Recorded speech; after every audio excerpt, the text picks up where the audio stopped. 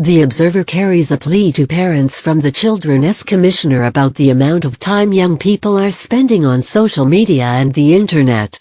Anne Longfield says as web use reaches record highs among children, parents should be proactive in stopping them from binging on the internet like junk food during the school holidays. She also condemns the new methods social media companies are using to draw them into spending more time staring at tablets and smartphones. The UK is prepared to pay up to £36 billion to the EU to settle the so-called Brexit divorce bill, according to the Sunday Telegraph.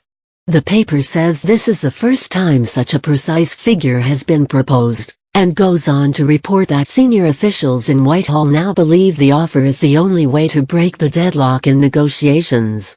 It says the UK will only agree to pay the bill if the EU negotiates the financial settlement as part of an agreement on future relations, including a trade deal. In an editorial, the paper urges politicians to focus on what we are bringing to the table rather than endless negativity and misplaced bravado. The Sunday Times leads with an investigation which it says has revealed that British A-level students are being discriminated against by many of the UK's top universities.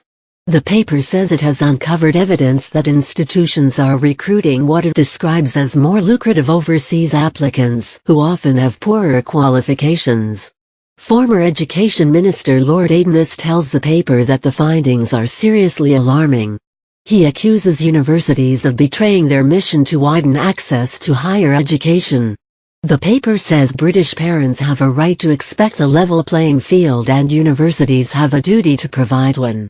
The Mail on Sunday warns of a prescriptions fraud epidemic as it reports that 1 million NHS patients have been fined for wrongly claiming free medicines. It says that health services bosses clawed back £23 million in the past year in fines and unpaid bills as a result of a major crackdown targeting fraud.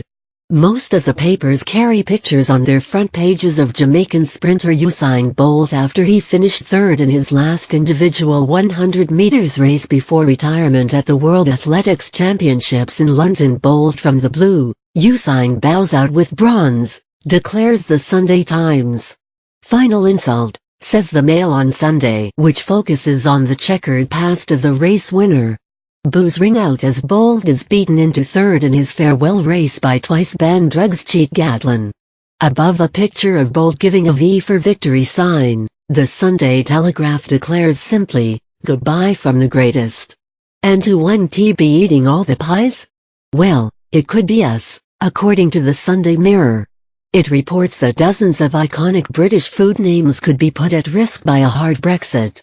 The paper says favourites including Melton Mowbray pork pies, Cornish pasties, Cumberland sausages and Wensleydale cheese could be undercut by cheap foreign imitations. The Mirror warns that leaving the EU without a deal would scrap the protected designation of origins, which means products have to come from the areas they are named after. Get news from the BBC in your inbox each weekday morning.